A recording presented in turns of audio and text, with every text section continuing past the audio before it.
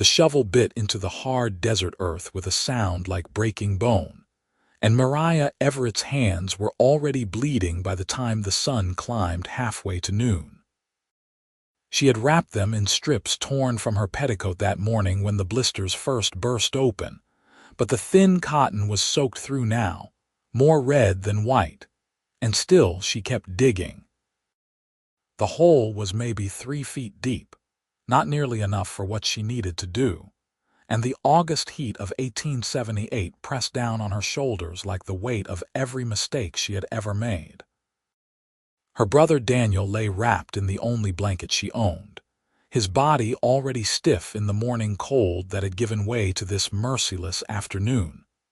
And she was alone in a stretch of New Mexico desert that seemed to go on forever in every direction, except the one that mattered. She had not cried yet.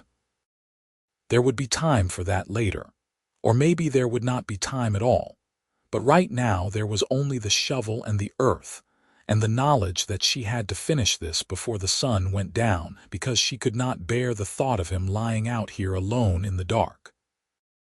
Daniel had been 22 years old, just 3 years older than her own 19, and he had died badly, coughing blood onto the floor of the abandoned miner's shack where they had been sheltering for the past week.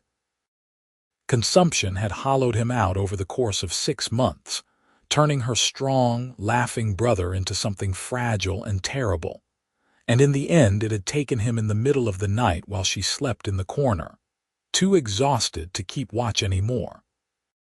The sound of hoofbeats made her freeze with the shovel raised above her head, every muscle in her body going tight with fear.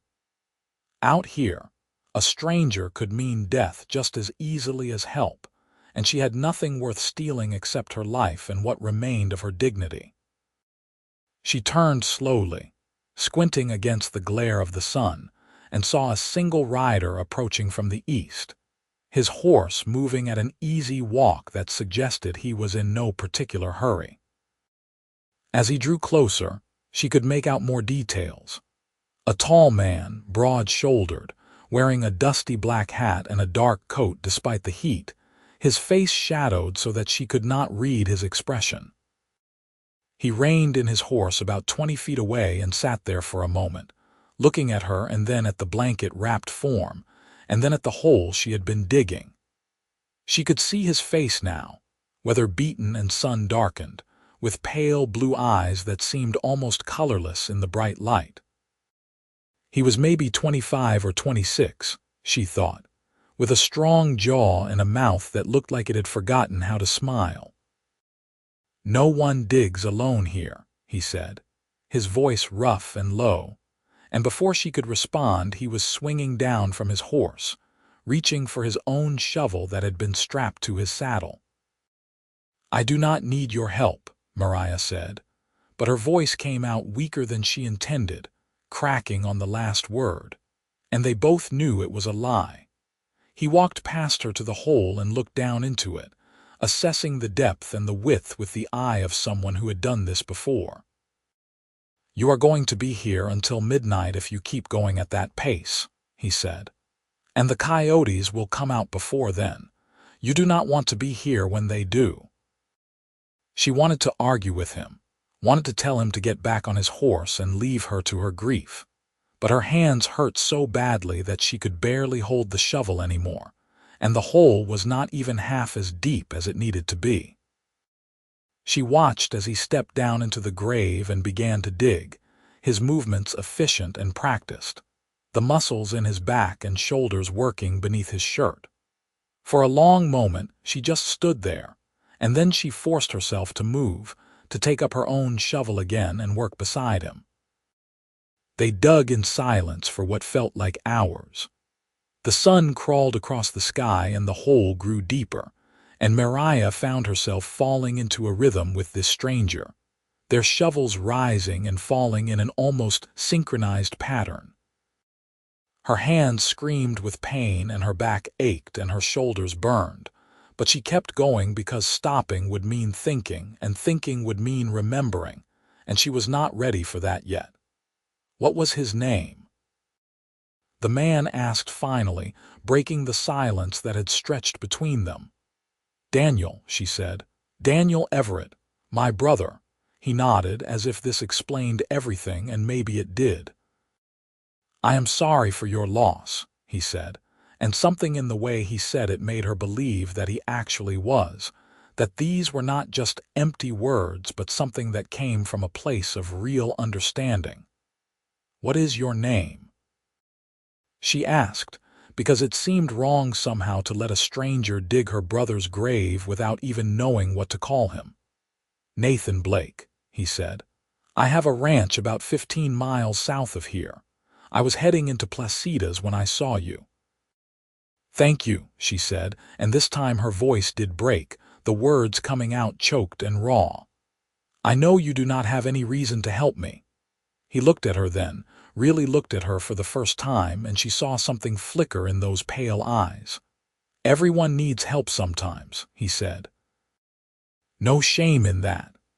By the time the sun was starting its descent toward the western horizon, the hole was deep enough. Nathan climbed out first and then reached down to help her up, his hand closing around her wrist with surprising gentleness. She could feel the calluses on his palm, the rough warmth of his skin, and when she was standing on solid ground again, she found that she did not want to let go. "Let me help you with him," Nathan said, and together they lowered Daniel's body into the grave. Mariah had no Bible, no proper words to say, so she just stood there with her head bowed while Nathan removed his hat and held it against his chest. The silence stretched out between them, full of all the things that could not be said, and then she picked up her shovel and began to fill in the grave.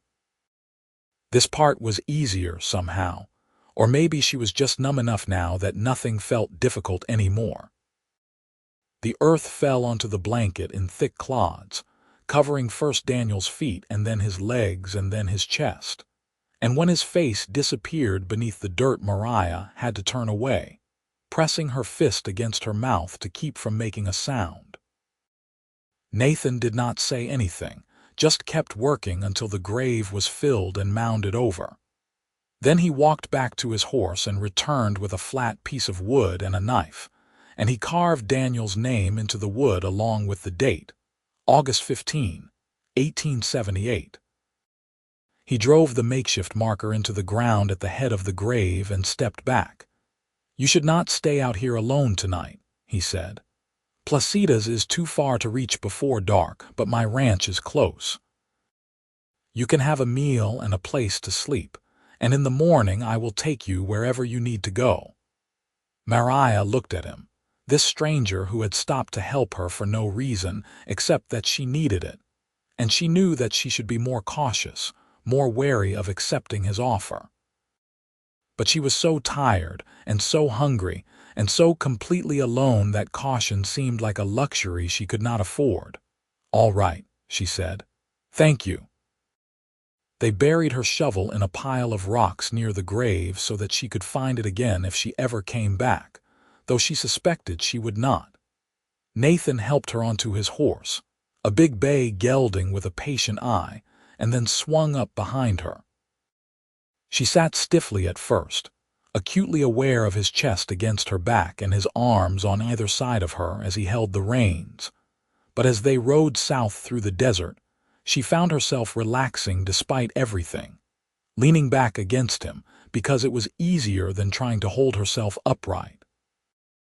The ranch appeared out of the gathering dusk like something from a dream, a low adobe house surrounded by corrals and outbuildings, with a windmill turning slowly against the darkening sky. A few horses stood hip-shot in the nearest corral, and she could see cattle scattered across the rangeland beyond. It was not large as ranches went, but it looked well kept and cared for, and there was something about it that suggested permanence, stability, all the things she had not had in her life for longer than she could remember. Nathan helped her down from the horse and led her inside while he saw to the animal. The house was simple but clean, with whitewashed walls and a packed earth floor, a fireplace at one end and a kitchen area at the other. There was a table with 2 chairs, a rocking chair near the hearth, and a door that presumably led to a bedroom. She stood in the middle of the room, not quite sure what to do with herself, until Nathan came back inside and started building up the fire. "Sit down," he said, nodding toward the table. "I will make something to eat."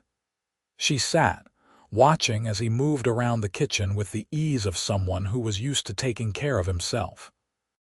He put coffee on to boil and sliced salt pork into a pan, added beans from a jar and dried peppers, and a handful of cornmeal to thicken the whole thing into a kind of stew. The smell of it made her stomach clench with sudden fierce hunger, and she realized that she had not eaten anything since the day before, had been too focused on digging to think about food. When it was ready, he filled 2 plates and brought them to the table, along with cups of strong black coffee and a chunk of brown bread that was only a little stale. They ate in silence at first, and Mariah thought that she had never tasted anything as good as this simple meal, the salt pork and beans and bread filling the hollow ache inside her that was not quite hunger and not quite grief, but something that contained elements of both. "How long were you out there?" Nathan asked after a while. 2 days, she said. "Daniel died the night before last. I tried to dig yesterday, but the ground was too hard and I did not have a proper shovel. I found one in an old wagon this morning." He nodded, his expression unreadable. "Where are you from?" "St. Louis, originally," she said. "But we left there 6 months ago when Daniel got sick. The doctors said the dry air might help him, so we came west. We got as far as Placitas, and then he got too weak to travel any farther. We have been staying in an old miner's shack about 5 miles north of here." "Do you have family back in St. Louis?" She shook her head. "Our parents died in a fire when I was 12. Daniel took care of me after that. He was working as a clerk in a dry goods store, and we had a little apartment above a bakery. It was not much, but it was ours." "And now?" Nathan asked gently. "Now I have nothing," she said, and it was the simple truth. Everything they had owned, every penny they had saved, had gone toward the journey west and the medicine that had not worked and the rent on the shack where Daniel had died. She had the clothes on her back, a change of undergarments in a carpet bag she had left at the shack, and that was all. Nathan was quiet for a moment, studying her face in the firelight. "Can you cook?" he asked finally. She blinked at him, surprised by the question. "Yes, and I can clean and sew and keep accounts. Daniel taught me to read and write and do sums." "I need someone to help around the ranch," he said slowly, as if he was working out the words as he spoke them. "I have been managing on my own since my mother died 2 years ago, but it is hard to keep up with everything. If you are willing to work, you can stay here. I will pay you a fair wage and you will have a room and meals." Mariah stared at him, trying to read his face, trying to understand what he was really offering. "You do not even know me," she said. "I know that you loved your brother enough to try to bury him by yourself in ground that would break most men," Nathan said. "I know that you have manners and education, and that you are not afraid of hard work. That is enough for me." She thought about her other options, which were essentially non-existent. She could go back to St. Louis, but she had no money for the journey and nothing waiting for her there, even if she could make it. She could try to find work in Placitas, but she knew what kind of work was usually available for a young woman alone in a frontier town, and the thought of it made her skin crawl. Or she could accept this stranger's offer and hope that he was what he seemed to be, a decent man trying to do a kindness. "All right," she said. "I will stay, but I want to be clear that I am working for wages, nothing more." Something that might have been amusement flickered across Nathan's face. "I would not have offered if I wanted anything else," he said. "You will have your own room and your own space, and you will be treated with respect. You have my word on that." She believed him, which was perhaps foolish, but she had learned over the past terrible months to trust her instincts about people, and everything about Nathan Blake suggested solidity, reliability, the kind of person who said what he meant and meant what he said. That night, she slept in Nathan's bed while he took a bedroll out to the barn, and despite everything that had happened, she fell into a sleep so deep and dreamless that she did not wake until the sun was streaming through the window the next morning. She lay there for a moment, disoriented and confused, and then memory came flooding back, and with it, the grief she had been holding at bay. She curled onto her side and finally let herself cry, great wrenching sobs that tore out of her chest and left her gasping for air. When the storm finally passed, she felt emptied out but somehow lighter, as if the tears had washed away some portion of the weight she had been carrying. She got up and washed her face in the basin on the dresser, wincing at the sight of her hands, which were a mess of broken blisters and torn skin. Then she straightened her dress as best she could and went out to find Nathan. He was in the barn, forking hay down from the loft, and he paused when he saw her. "There is water heating on the stove if you want to wash properly," he said, "and I will ride back to the shack this morning to get your things." "You do not have to do that," she said. "I know," he said. "But I am going to anyway." He returned a few hours later with her carpetbag, which contained so little that it was almost embarrassing. 2 sets of undergarments, 1 spare dress, a hairbrush, and a small leather-bound book that had been their mother's. She took the bag from him with murmured thanks and went to put it in the room he had indicated would be hers, a small space off the main room that had probably been a storage area originally, but had been fitted with a narrow bed and a washstand. The first few days were awkward, both of them trying to figure out how to exist in the same space without getting in each other's way. Mariah threw herself into work, cleaning the house from top to bottom, washing and mending Nathan's clothes, cooking meals that were more elaborate than the simple fare he had been living on. She learned the rhythm of the ranch, the early mornings and the long days, the constant round of chores that never seemed to end. Nathan worked from sunup to sundown, mending fences and tending to the cattle and horses, breaking a new colt to saddle, hauling water from the well. They spoke little at first, just the necessary exchanges about meals and tasks, but gradually they began to open up to each other. She learned that Nathan had grown up on this ranch, the only child of parents who had come west in the early days of New Mexico Territory. His father had died when Nathan was 16, leaving him to run the ranch with his mother's help, and then his mother had passed 2 years ago from pneumonia, leaving him alone. He had thought about selling the place and moving on, but the ranch was all he had ever known, and he could not quite bring himself to let it go. In turn, she told him about her childhood in St.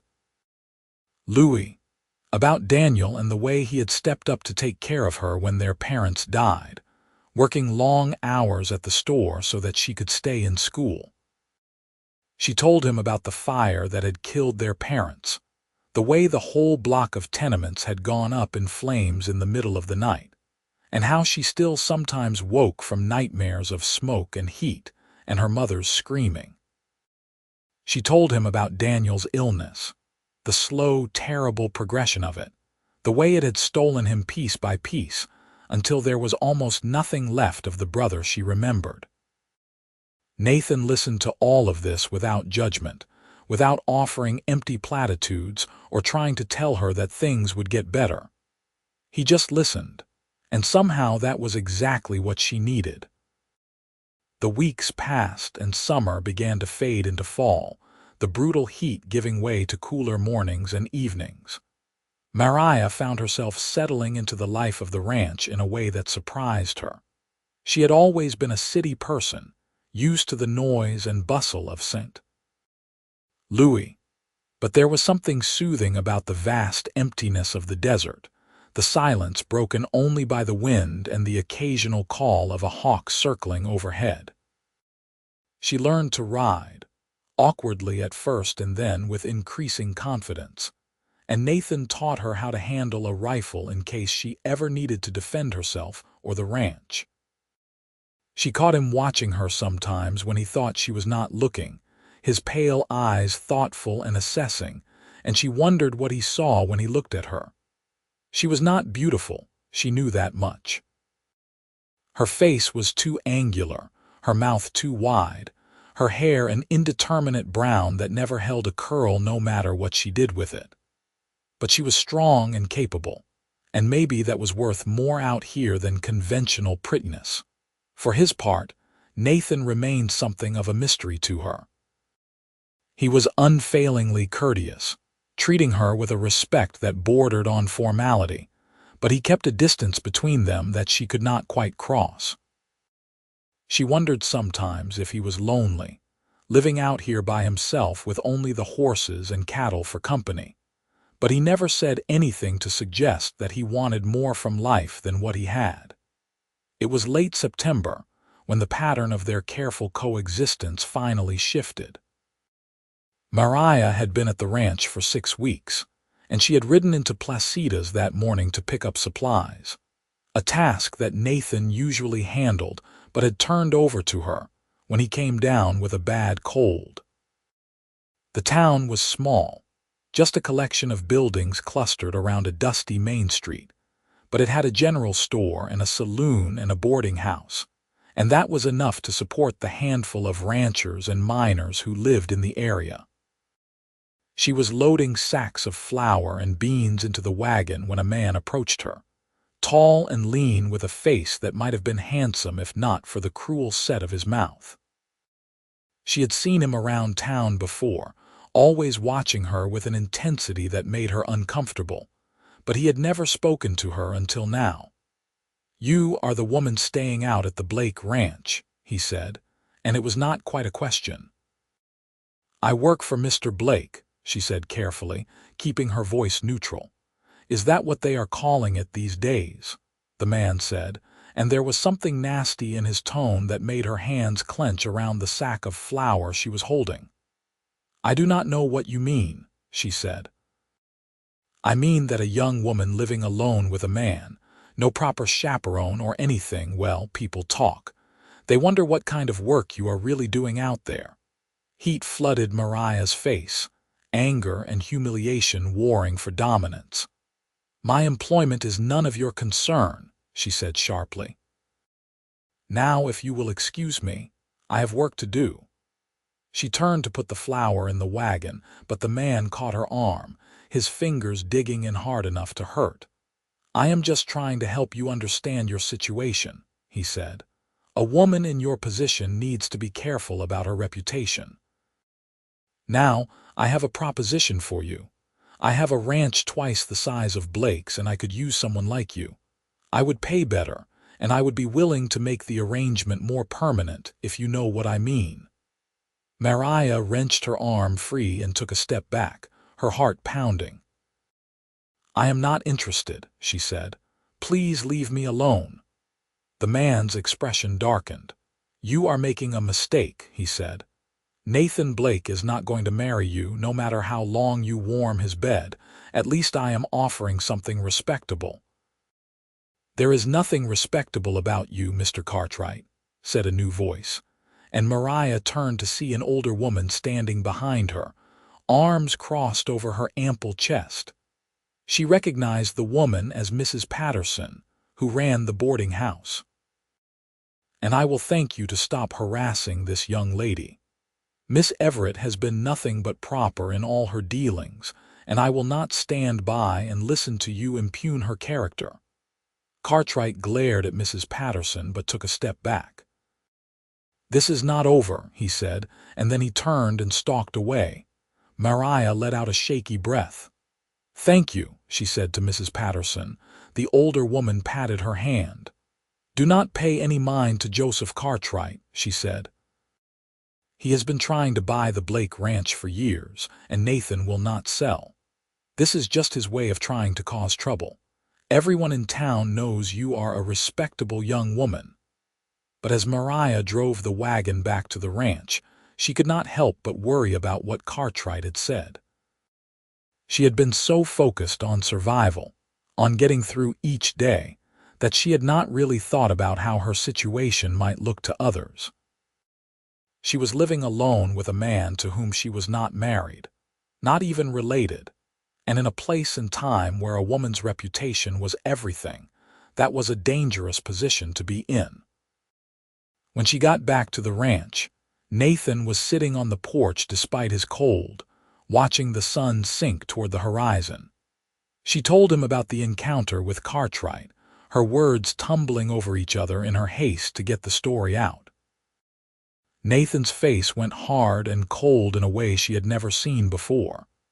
"Joseph Cartwright is a snake," he said flatly. "He has been trying to force me off this land since my father died.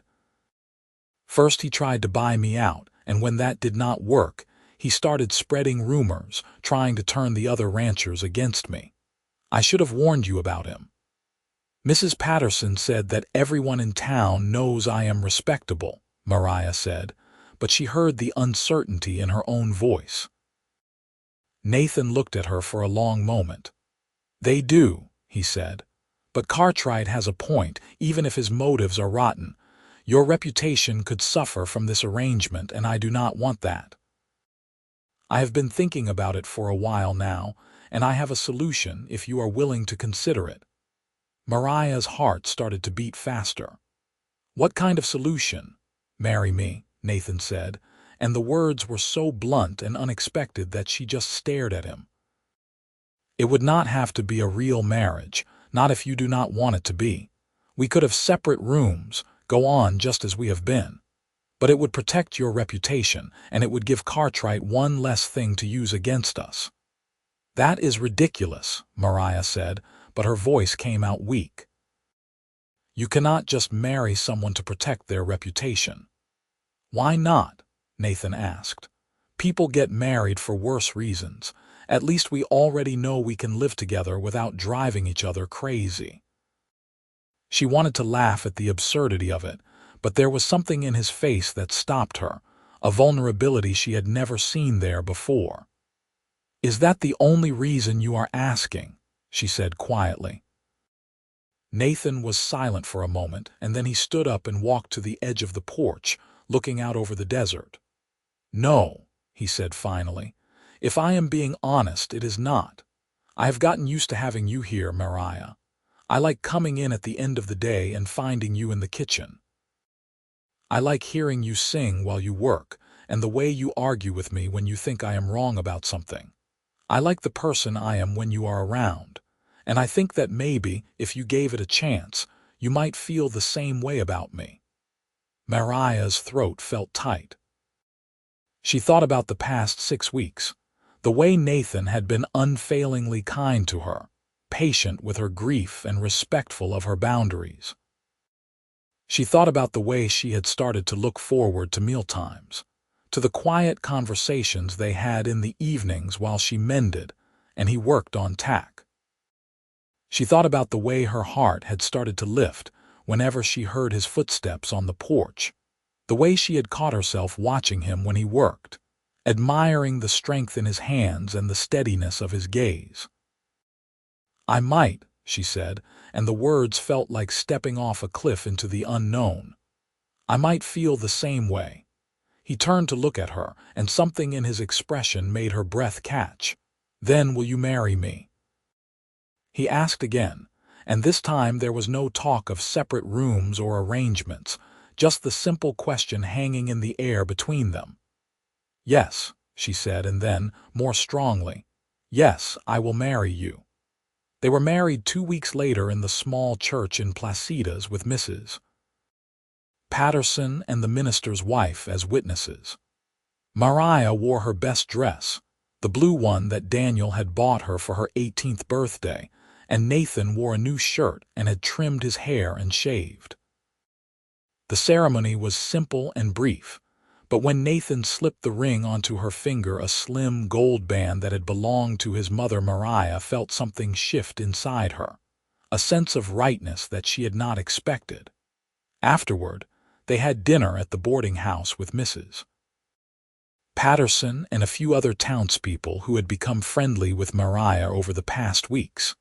It was not a grand celebration, but it was warm and genuine. And when they finally drove back to the ranch in the gathering twilight, Mariah felt a flutter of nervousness low in her belly. They had not talked about what would happen after the wedding, had avoided the subject entirely in the rush of preparations. Now, as Nathan helped her down from the wagon and they walked into the house together, the question hung between them like something tangible. Nathan lit the lamps and then turned to face her, his expression serious. "I meant what I said before," he said, "about not expecting anything from you. If you want to keep your own room, if you need more time, I will understand." Mariah looked at him. This man who had shown her nothing but kindness and respect, who had helped her bury her brother and given her a home, and now had married her to protect her reputation. She thought about the way her heart had started to race when he stood close to her, the way she had found herself inventing reasons to touch his hand or stand beside him. She thought about the fact that she was 19 years old and he was 26, and they had the rest of their lives ahead of them. "I do not want my own room," she said quietly. "I want to be your wife, Nathan, truly your wife." The expression that crossed his face was something between relief and wonder.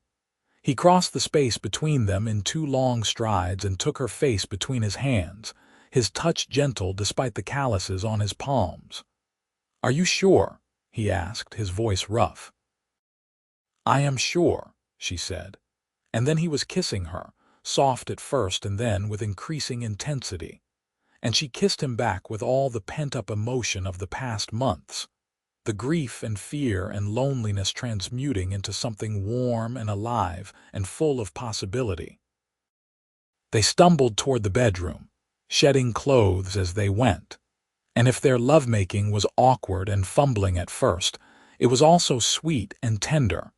Nathan taking his time to make sure she was comfortable, murmuring words of reassurance and affection against her skin.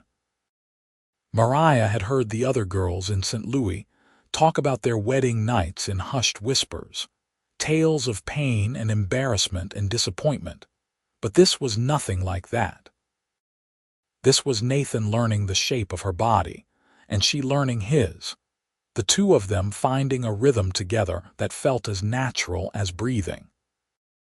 Afterward, she lay in his arms and felt the steady beat of his heart beneath her cheek, and for the first time since Daniel died, she felt something like peace. The next months were a period of adjustment and discovery.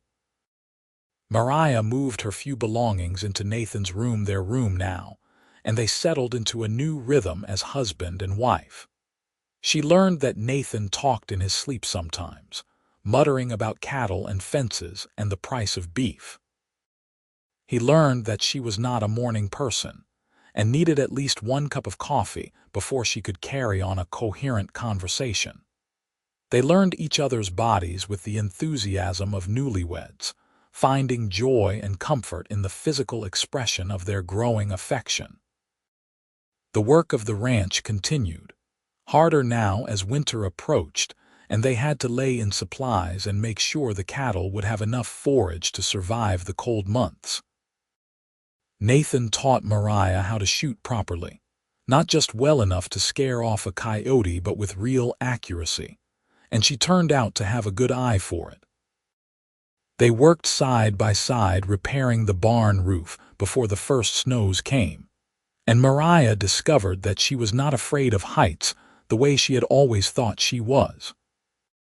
Joseph Cartwright made one more attempt to cause trouble, spreading rumors in town that Nathan had taken advantage of a vulnerable young woman.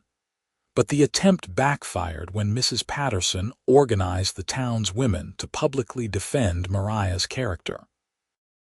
After that, Cartwright seemed to give up, or at least he stopped making his hostility so obvious. Winter came to the New Mexico desert, not the brutal blizzards of the northern plains but a quieter cold, with frost glittering on the sage in the mornings and occasional snows that melted by midday. Mariah found that she loved this season, the way the world seemed to contract down to just the ranch and the two of them. The long evenings by the fire when Nathan would read aloud from the newspaper, or the few books they owned while she sewed or knitted. It was during one of these evenings, in late January of 1879, that Mariah realized she had not bled in nearly 2 months.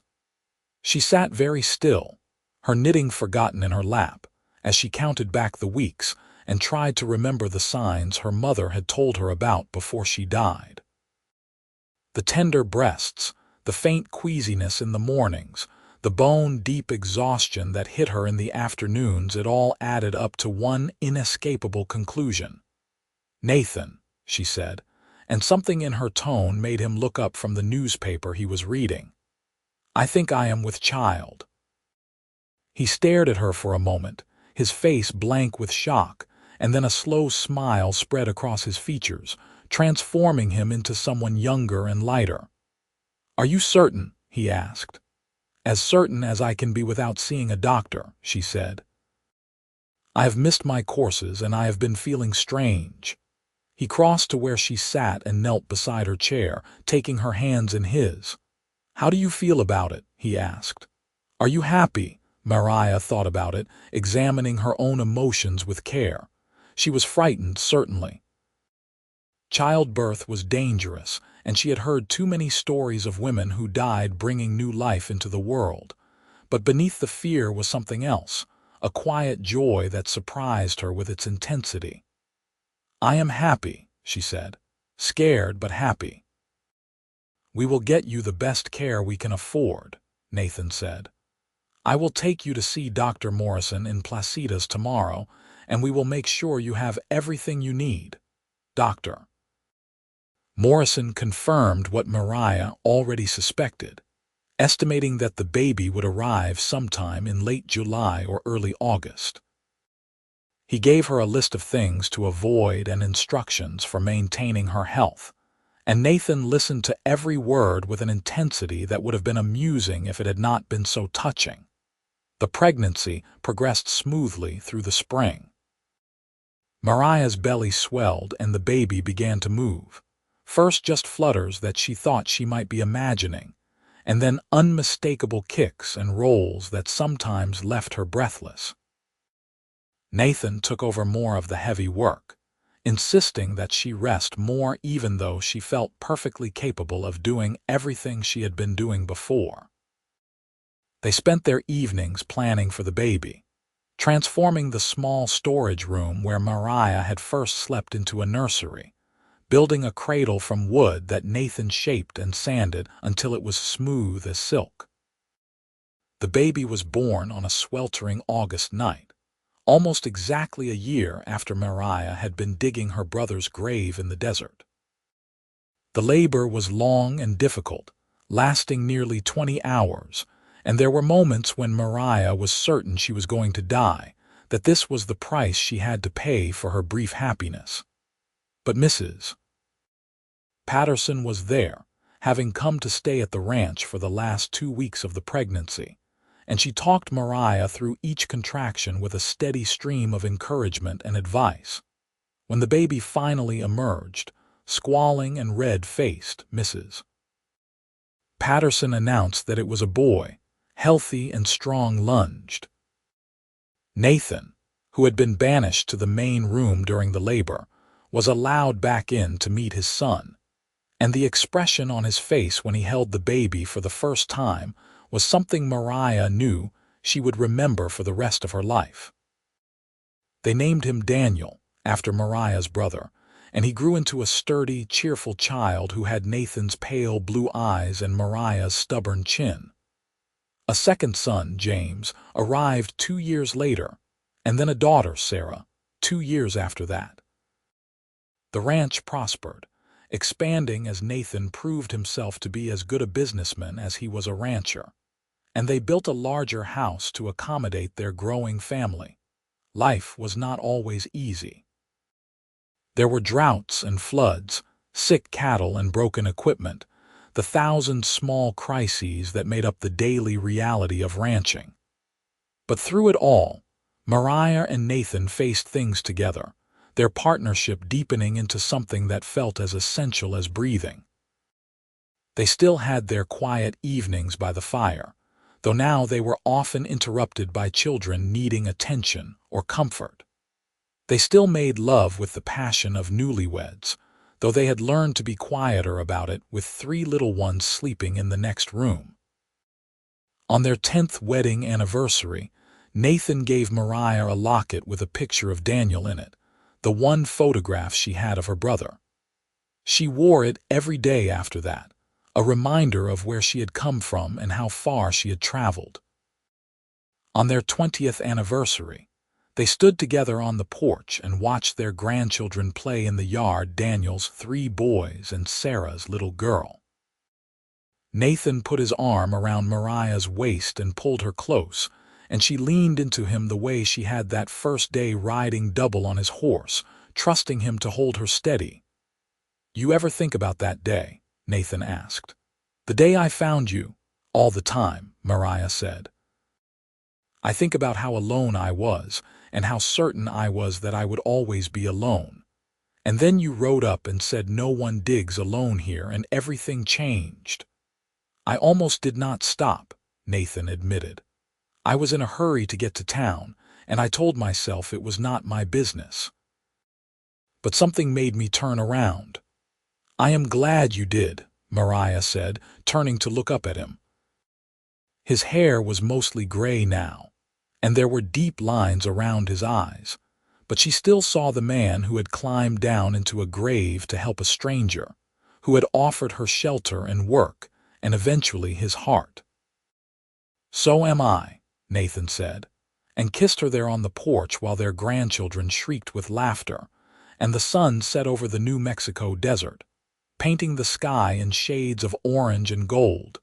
Years continued to pass in their gentle rhythm. Their children grew and married and built their own lives, though Daniel took over the running of the ranch, working alongside his father until Nathan's joints grew too stiff for the hard labor.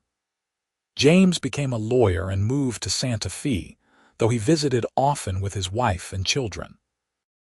Sarah married a teacher and settled in Placitas, close enough that Mariah could see her several times a week. Nathan and Mariah grew old together, their bodies wearing out in the slow, inevitable way that all bodies do, but their love never diminished.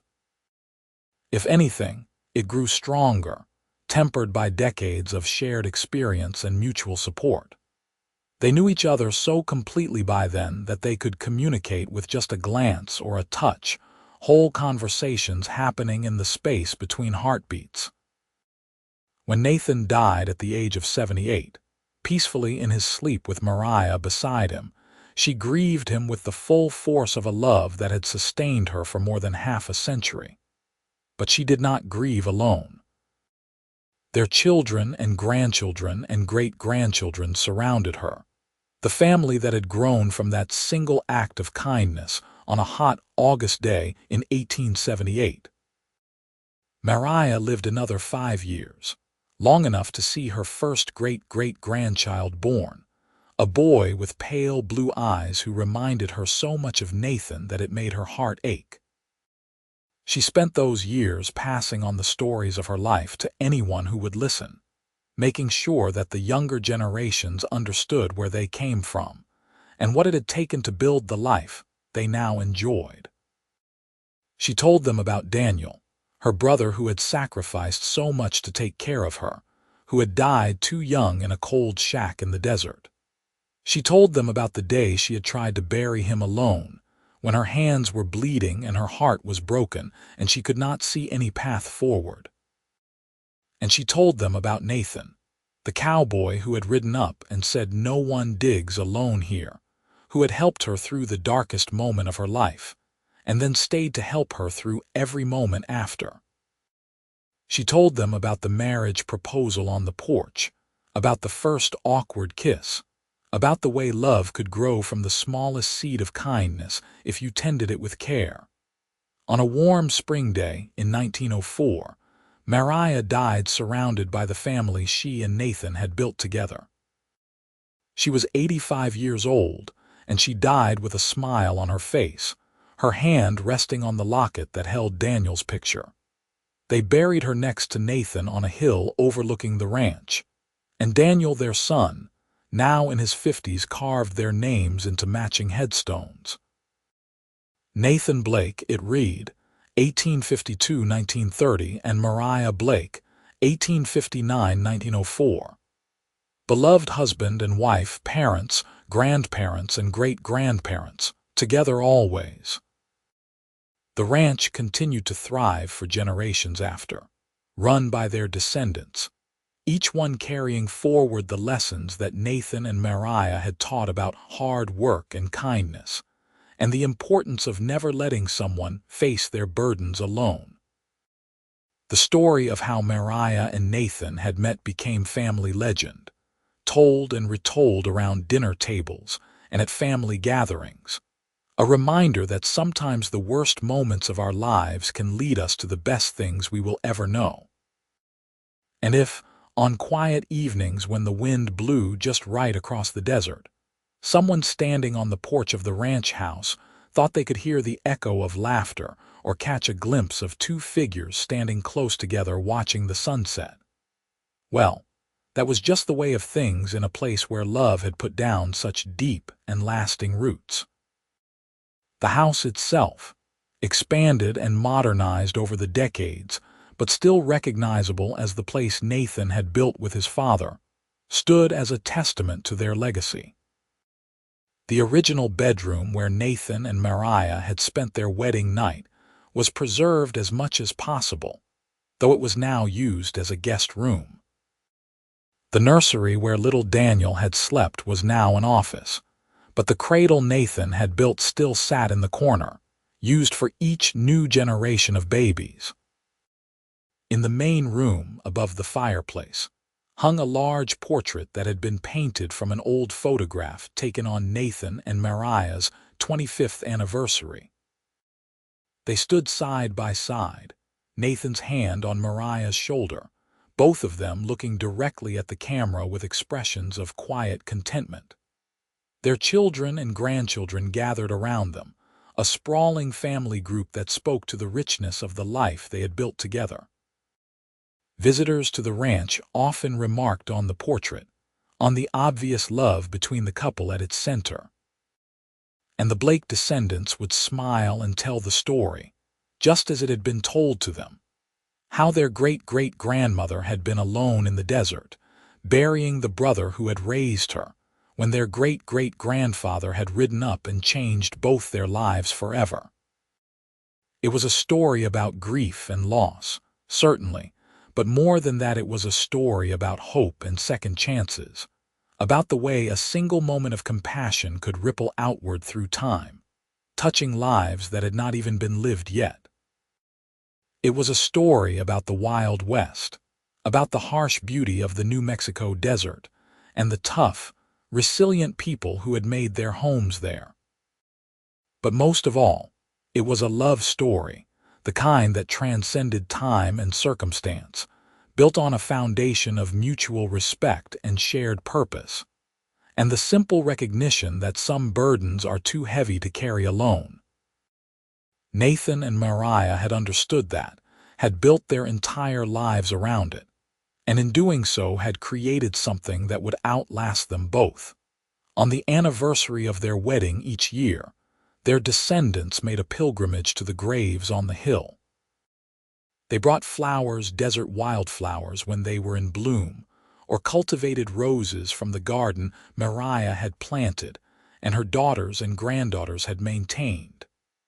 They stood in silence for a moment, paying their respects to the man and woman who had started it all. And then they would go back down the hill to the ranch house, where there would be a feast and music and dancing, a celebration of love and family and the enduring power of kindness. The youngest children would run wild through the house and yard, just as their parents and grandparents had done before them, while the adults told stories and laughed and remembered. It was exactly the kind of legacy Nathan and Mariah would have wanted.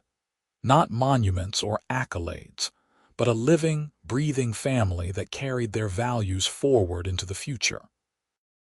They had started with nothing but each other and the willingness to work hard, and from that, they had built an empire not of wealth or power, but of love.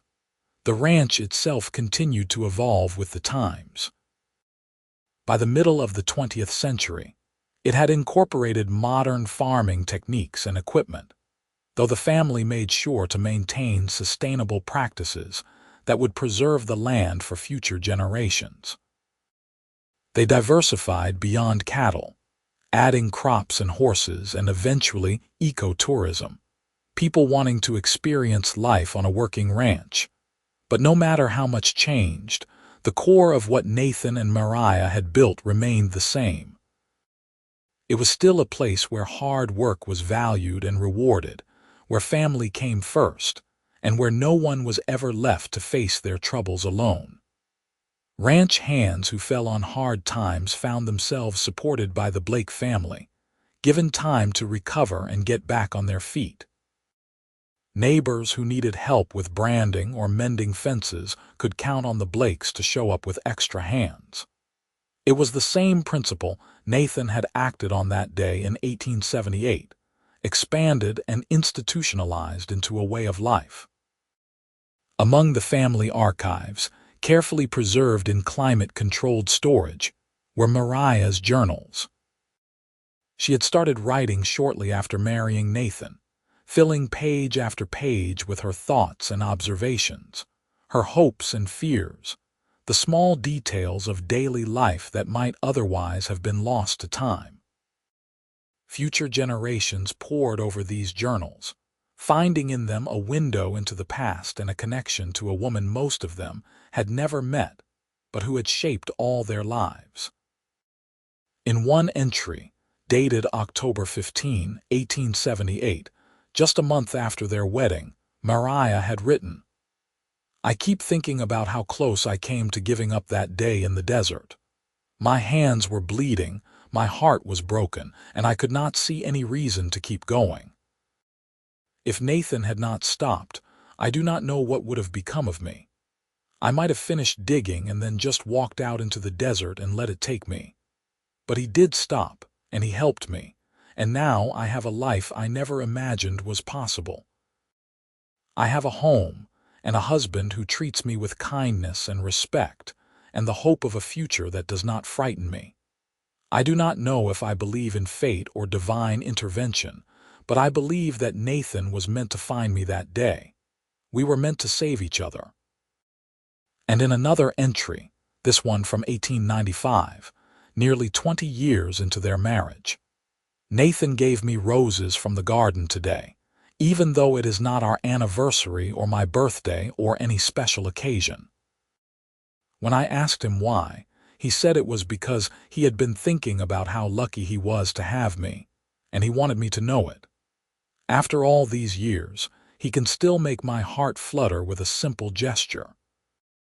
I look at our children and grandchildren, and I think about the legacy we are building together, and I am overcome with gratitude. My life could have ended in that desert. Instead, it truly began there." These words, preserved across more than a century, resonated with each new generation of Blakes. They understood that their prosperity and happiness were built on a foundation laid by two people who had chosen each other, chosen to work hard and love deeply, and build something that would last. The story of Nathan and Mariah became more than just family history. It was taught in local schools as an example of pioneer resilience and the building of the West. Historians wrote articles about the Blake Ranch and its founding, using Mariah's journals as primary sources. The house was listed on the National Register of Historic Places, and there were occasional tours for people interested in the history of the region. But for the Blake family, it was never about the historical significance or the recognition. It was about remembering where they came from and honoring the people who had made everything possible. It was about teaching their children the same values that Nathan and Mariah had lived by. Work hard, treat people with respect, and never let anyone face their darkest moments alone. As the 21st century dawned and the ranch celebrated its 150th anniversary of the year Mariah first arrived, the family gathered for a massive reunion. Blake descendants came from all over the country, some of them still ranching, others who had gone into different professions, but who still carried the family name and values with pride. The eldest Blake at the reunion was Nathan's great-great-granddaughter, a woman in her 90s who had grown up hearing stories about the ranch's founders from her own grandmother, who had known Nathan and Mariah personally. She stood on the same porch where Nathan had proposed to Mariah all those years ago, and she told the assembled family about the legacy they carried. Nathan and Mariah did not have much when they started, she said, her voice still strong despite her age. They had love and they had determination, and they had the belief that if they worked together, they could build something worth building. And look at what they created. Not just this ranch, not just this land, but all of you. Every person here is a living testament to the love story that began with a simple act of kindness in the desert. Every one of you carries their DNA, their values, their legacy forward into the future. That is something to be proud of. That is something worth preserving. The family cheered and applauded, and then they sat down to a feast that would have made Mariah proud. Tables laden with food prepared from recipes she had recorded in her journals, dishes that had been passed down through generations of Blake women. They ate and drank and told stories late into the night, and when the stars came out over the desert, they built a bonfire and sang old songs that Nathan used to play on his fiddle. It was a perfect evening, a celebration of everything that mattered: family, history, love, and the enduring power of the human spirit to overcome adversity and build something beautiful from the ashes of loss. And if the ghosts of Nathan and Mariah were watching from somewhere beyond the veil, they would have been pleased. They would have seen that the seed they had planted with their love had grown into a mighty tree, its branches spreading wide to shelter generations of their descendants. They would have seen that the values they held dear, kindness, hard work, loyalty, and the belief that no one should face life's challenges alone had been passed down and were still being lived out every day. The ranch would continue, evolving with the times but never losing sight of its roots. The Blake family would continue to grow and change, spreading out across the country and the world, but always maintaining their connection to this place, this land, this story. Because in the end, that was what mattered most.